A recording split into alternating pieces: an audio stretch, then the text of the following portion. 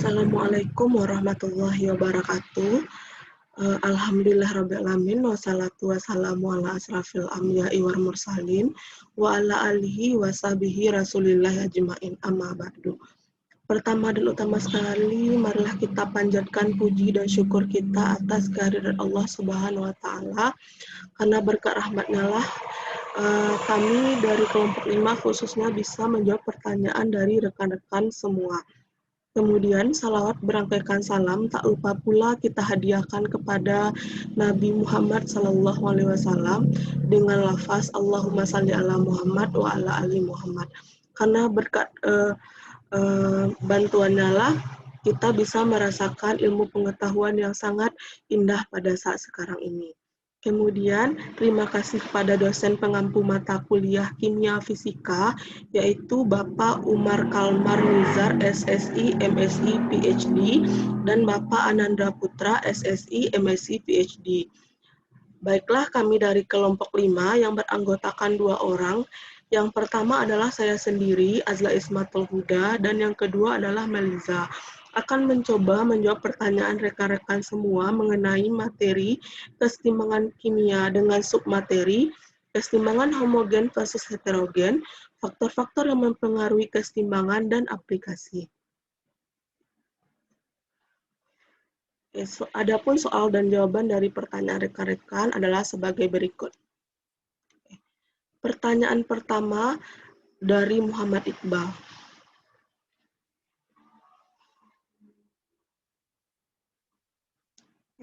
Dalam kesetimbangan heterogen, fase zat yang dapat berlangsung dalam sistem padat gas, padat larutan, dan larutan padat gas.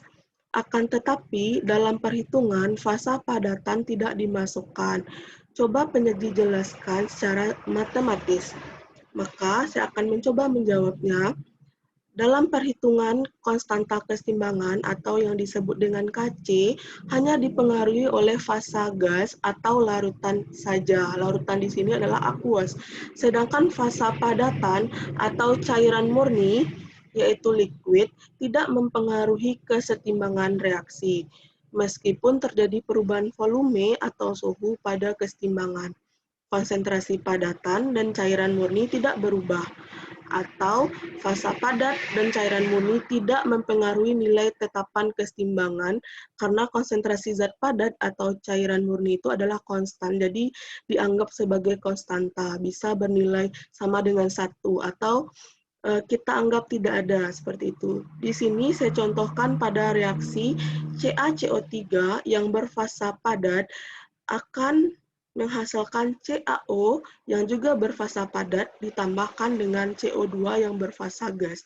Maka konstanta kesetimbangannya dapat dihitung secara matematis menggunakan rumus seperti berikut. Di sini terlihat bahwa 2 senyawa berfasa padat yaitu CaCO3 dan CaO dan CO2 berfasa gas. Jadi yang nanti menjadi yang diperhitungkan hanya CO2 yang berfasa gas. Maka secara matematis di sini dapat dituliskan konstanta kesetimbangan awal Kc, K aksen C sama dengan konsentrasi CaO dikalikan dengan konsentrasi CO2 dibagi dengan konsentrasi CaCO3. Kemudian semua yang berfasa padat, senyawa yang berfasa padat dipindah ruaskan ke ruas kiri, sehingga di ruas kanan yang bersisa hanya konsentrasi suatu senyawa yang berfasa gas saja.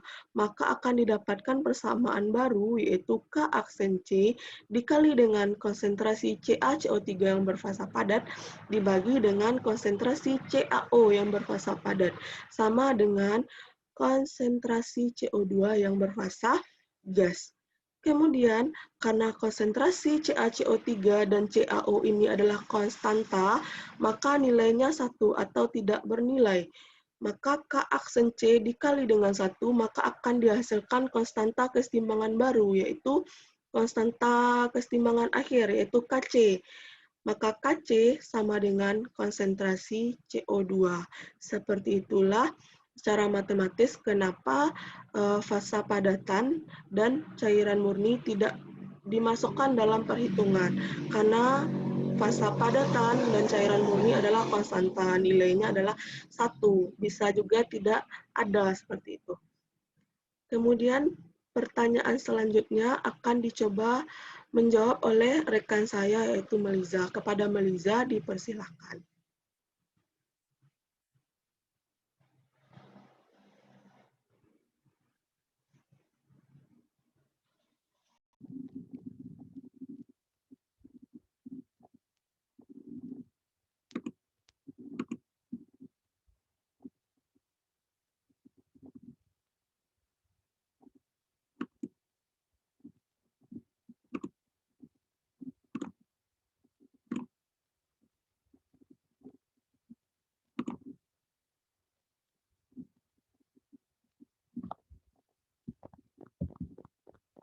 Untuk pertanyaan yang kedua, yaitu dari saudara Nur Afni, salah satu faktor pergeseran kesetimbangan reaksi kimia adalah suhu. Jika terjadi penaikan suhu, maka pergeseran kesetimbangan akan bergeser ke arah endotermik dan sebaliknya. Bagaimanakah proses sehingga reaksi endotermik dan eksotermik mempengaruhi kesetimbangan? Nah, di sini kita ketahui bahwa peningkatan suhu campuran kesetimbangan akan menggeser kesetimbangan ke arah reaksi endotermik. Dan sebaliknya, penurunan suhu akan mengakibatkan pergeseran kesetimbangan ke arah eksotermik. Nah, prosesnya di sini ada persamaan reaksi kimia, di mana persamaan ini merupakan reaksi eksotermik yaitu melepaskan kalor, di mana 2SO2 dalam bentuk gas ditambah dengan O2 dalam bentuk gas, reaksi kesetimbangan 2SO3 delta H-nya minus 197,8 kJ. Nah, dari persamaan ini kita bisa lihat nilai delta H-nya adalah minus, berarti reaksi ini adalah reaksi eksotermik. Nah, kita kembalikan lagi ke prinsip Dicatelier. Nah, jika kita ingin menghasilkan SO3, maka kita harus menurunkan suhunya, sehingga reaksinya akan ke arah kanan. Atau ketika terjadi penurunan suhu, maka pergeseran kesetimbangan akan ke arah eksotermik, atau ke nilai delta-nya negatif. Dan sebaliknya, apabila suhu dari reaksi ini kita naikkan, maka pergeseran kesetimbangan akan ke arah endotermik atau penguraian 2SO3 menjadi 2SO2 ditambah dengan O2. Kemudian untuk pertanyaan Tika Auni, biasanya dalam reaksi untuk mendapatkan produk yang banyak dan waktu yang relatif singkat, kita melakukan peningkatan suhu pada reaksi. Mengapa dalam pembuatan asam sulfat dan pembuatan amoniak untuk mendapatkan hasil yang banyak dilakukan adalah dengan menurunkan suhu? Kalau menurut hukum Van Hoff, itu peningkatan suhu campuran kesetimbangan akan menggeser kondisi kesetimbangan reaksi endotermik, dan penurunan suhu akan mengakibatkan pergeseran kesetimbangan ke arah reaksi eksotermik. Nah, di sini adalah proses kontak atau pembuatan asam sulfat, di mana bahan baku utama untuk pembuatan asam sulfat ini adalah belerang trioksida atau SO3 yang terdiri atas dari 3 tahapan. Nah, untuk tahapan awal, nanti belerang akan dibakar di udara menjadi belerang dioksida, yaitu S2 ditambah dengan O2, reaksi kesetimbangan SO2 dengan nilai delta H minus atau eksotermik. Kemudian pada tahap yang kedua terjadi oksida SO2, di mana belerang dioksidasi lebih lanjut menjadi SO3 atau belerang trioksida. Kemudian yang ketiga yaitu pembentukan asam sulfat, di mana belerang trioksida dilarutkan di dalam asam sulfat pekat kemudian membentuk asam pirosulfat H2S2O7, di mana asam sulfat diperoleh kembali dengan cara mereaksikan asam pirosulfat ini di dalam air sehingga menghasilkan H2SO4. Sesuai dengan pertanyaan dari Vika Auni tadi, mengapa pembuatan asam sulfat dan amonia itu untuk mendapatkan hasil yang banyak dilakukan dengan menurunkan suhu? Pada dasarnya, pada tahap yang kedua, yaitu oksidasi SO2, nilai delta H-nya adalah minus 193 kJ, sehingga di sini terjadi reaksi eksotermik. Nah, kalau kita kembali ke asas silikat terlihat, kalau untuk menghasilkan SO3 yang optimal atau reaksinya ke arah kanan, maka otomatis suhu harus diturunkan. Nah, mungkin di sini ada sedikit penjelasan dari saya. Pada dasarnya, pada reaksi nomor 2 ini, itu terjadi pada suhu yang sangat tinggi, yaitu sekitar 500 derajat Celcius, sehingga di 500 derajat Celcius, sehingga ini lari dari asas Lee Catellier, di mana kalau seharusnya itu kan dilakukan pada suhu yang rendah atau suhu diturunkan. Namun nanti setelah SO3 kan dia dilakukan pada suhu yang tinggi, 500 derajat Celcius, sehingga akan mendapatkan SO3 yang optimal atau produk yang lebih banyak. Namun nanti SO3 ini kan karena dilakukan pada suhu tinggi, maka akan dihasilkan SO3 yang panas, yang kemudian akan didinginkan SO3-nya, baru dia nanti bereaksi dengan H2SO4. Nah, begitu juga dengan proses Haber-Bosch ini, atau proses pembentukan amoniak. Nah, proses pembentukan amoniak itu kan bahan bakunya adalah gas alam, kemudian ada air, udara, di mana gas hidrogen ini berasal dari gas alam yang mengandung metana dengan uap air, kemudian ada gas nitrogen itu dari udara. Nah, nanti metana akan bereaksi dengan air menghasilkan CO ditambah 3H2O, 3H gas hidrogen, kemudian CO bereaksi dengan air, atau gas CO ini terbentuk dari reaksi uap air sehingga menghasilkan gas hidrogen dan gas CO2. Kemudian gas H2 digunakan untuk pembuatan amoniak, sedangkan gas CO3 digunakan untuk pembuatan urea nantinya. Nah, nanti reaksi nitrogen dan hidrogen ini dilakukan pada suhu yang tinggi, yaitu 450 derajat Celcius, dibantu dengan katalis besi oksida. Dengan persamaannya seperti ini. Dari persamaan ini bisa kita lihat ini adalah reaksi eksoterm. Pada dasarnya kalau kita lihat dari asas Catellier, seharusnya ini untuk menghasilkan hal yang menghasilkan produk optimal harus dilakukan pada suhu yang rendah agar nanti reaksinya bergerak ke arah kanan atau ke reaksi eksoterm. Namun hal ini juga berbeda dengan proses pembuatan amonia ini dilakukan pada suhu yang sangat tinggi, yaitu 450 derajat Celcius. Nanti kalau udah didapatkan NH3-nya, baru nanti NH3 ini digunakan. Dan ini adalah diagram air dari pembentukan amonia, mana aproksimatnya ini adalah 500 derajat Celcius dan dia menggunakan katalis. Katalis yaitu besi oksida. Kemudian pertanyaan dari Priscilla.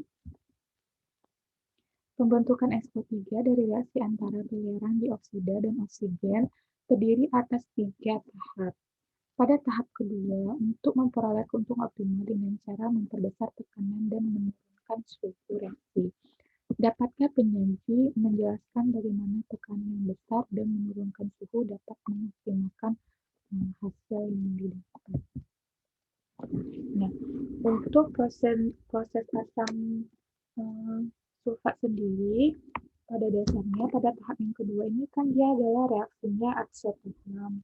Reaksi eksoterm sesuai dengan prinsip indikator liar, maka otomatis suhunya harus diturunkan agar pergeseran keseimbangan ke arah kanan atau ke arah reaksi eksotermik atau pembentukan S3. Namun pada Sansofa ini, sesuai dengan penjelasan saya tadi, mereka menggunakan suhu yang sangat tinggi, karena pada suhu yang rendah itu tidak dihasilkan SO3 yang maksimal, sehingga dilakukan suhu yang tinggi. Kemudian untuk tekanannya sendiri, pada dasarnya tekanan yang besar akan menguntungkan produksi SO3. Tetapi penambahan tekanan ternyata tidak diimbangi dengan penambahan hasil yang memadai. Makanya proses kontak ini dilakukan tekanan 1 atm atau tekanan maksimal saja. Untuk pertanyaan asli Ayunda, berdasarkan penjelasan penyaji, pergeseran keseimbangan hanya dilihat dari perubahan warna dari zat yang bereaksi. Dapatkah penyaji menjelaskan indikator lain mengapa penambahan atau pengurangan konsentrasi dapat mempengaruhi pergeseran keseimbangan dan disertai dengan contoh? Sesuai dengan di sini, indikator yang bisa kita lihat terjadinya pergeseran keseimbangan karena penambahan ataupun pengurangan konsentrasi di sini adalah penambahan konsentrasi. Nah, di sini bisa kita lihat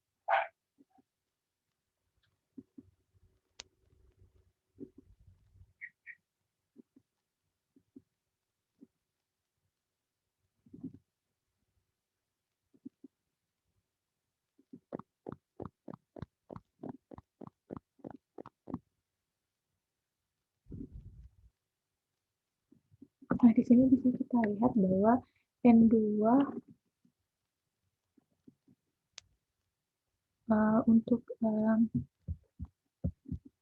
untuk pengetahuan saya sendiri, untuk indikator lain untuk penambahan dan pengurangan konsentrasi ini, yang saya tahu hanya dari indikator warna saja. Untuk yang lainnya, indikator lainnya itu menurut saya tidak ada. Kemudian pertanyaan dari Desi Lisa Rosana Pohan, beberapa faktor terjadinya perubahan keseimbangan yaitu suhu, tekanan, dan volume. Pada perubahan tekanan dan volume dilihat pada rumus gas ideal saling bertolak belakang. Jika kita hubungkan pada suhu dan rumus gas ideal tersebut, antara tekanan dan suhu saling berkaitan di mana jika suhu besar maka nilai P juga akan besar. Jadi bisakah pergeseran keseimbangan atau perubahan keseimbangan suhu kita samakan dengan tekanan tersebut sehingga dilihat dari nilai koefisiennya? Nah, menurut saya sih tidak, cuma karena gas ideal ini hanya berkaitan dengan tekanan dan volume. Jika tekanan terbesar, maka volume campuran keseimbangan akan berkurang dan perubahan arah pergeseran ke koefisien yang lebih kecil. Sedangkan untuk suhu sendiri kita kembalikan saja ke hukum Van Hoff, itu peningkatan suhu campuran akan membuat keseimbangan ke arah endotermik dan sebaliknya penurunan suhu akan membuat pergeseran keseimbangan ke reaksi eksotermik. Nah, untuk pertanyaan selanjutnya yaitu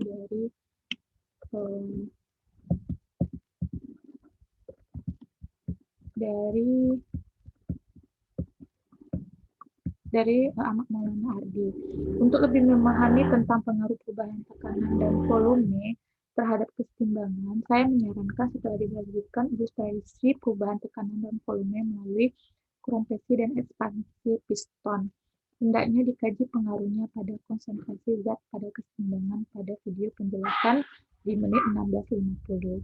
Penyaji langsung menjelaskan bahwa peningkatan tekanan akan memperbanyak jumlah produk dalam sistem keseimbangan tersebut. Hendak disajikan juga pengaruh perubahan dan tekanan volume tersebut melalui persamaan gas kimia. Mohon sebelumnya apabila yang saya sampaikan kurang tepat.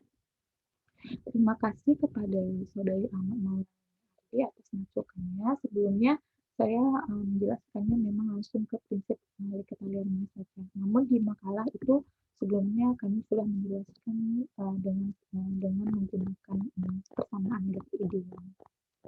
Di mana untuk perubahan tekanan volume itu berdasarkan persamaan gas ideal yaitu PP sama dengan NL dengan N per V R dikali T. Maka di sini kita bisa lihat bahwa volume itu berbanding terbalik dengan tekanan. Nah, apabila tekanan diperbesar, maka volume otomatis akan diperkecil, dan apabila volume diperbesar, maka tekanan akan diperkecil. Nah, dari persamaan itu dapat kita ketahui bahwa perubahan tekanan akan berpadat sebaliknya dengan perubahan volume. Ketika tekanan diperbesar, maka volume campuran keseimbangan akan berkurang, perubahan arah pergeseran terjadi di koefisien yang lebih kecil, dan begitu pula sebaliknya. Ketika tekanan diperkecil, maka volume campuran keseimbangan akan bertambah, perubahan arah pergeseran terjadi ke koefisien yang lebih besar. Kemudian untuk pertanyaan yang Ahmad selanjutnya, saya pernah melihat soal kimia tentang pergeseran keseimbangan, di mana pada soal tersebut ditanya pengaruh penambahan arus pati air terhadap sistem keseimbangan. Apakah ada pengaruh penambahan air terhadap pergeseran keseimbangan? Menurut saya tidak berpengaruh, karena di sini hanya bersifat untuk pengencaraan saja. Untuk pertanyaan selanjutnya, yaitu Sonia Sistriani. Bagaimana cara mengatasi masalah yang terjadi pada pembuatan amonia dalam skala industri, yang mana katalis besi digunakan berfungsi efektif pada suhu tinggi, sedangkan pembuatan amonia dengan proses Haber-Bosch ini berlangsung pada suhu yang rendah. Nah, seperti yang saya jelaskan sebelumnya, proses pembentukan amonia ini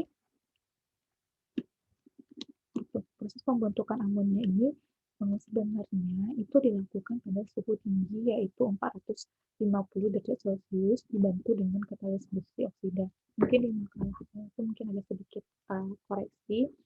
Jadi sudah jelas kalau benar kalau penggunaan katalis itu adalah pada suhu tinggi. Di sini sudah dilakukan pada suhu tinggi, yaitu 450 derajat Celcius. Namun setelah didapatkan energi nanti baru dilakukan pendinginan.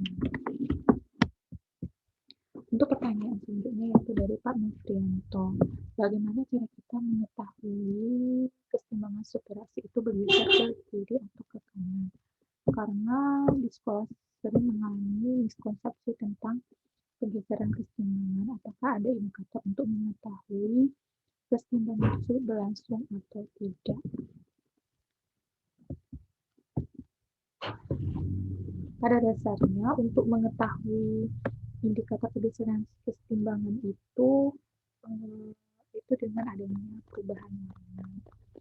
Misalnya di sini, kalau misalnya di sini N2O4 itu kan tidak berwarna, sedangkan 2NO2 itu merah coklat. Nah, apabila misalnya kayak reaksi FeSCN,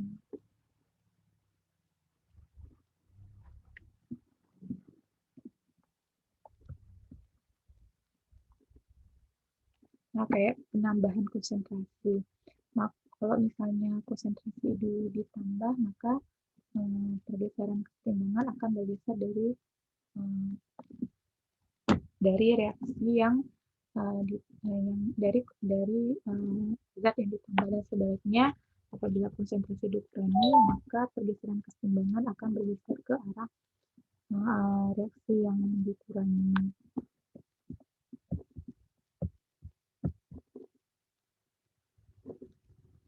Apakah dengan pergeseran keseimbangan ini nilai tetapan keseimbangan juga berubah, terutama pengaruh suhu dan konsentrasinya?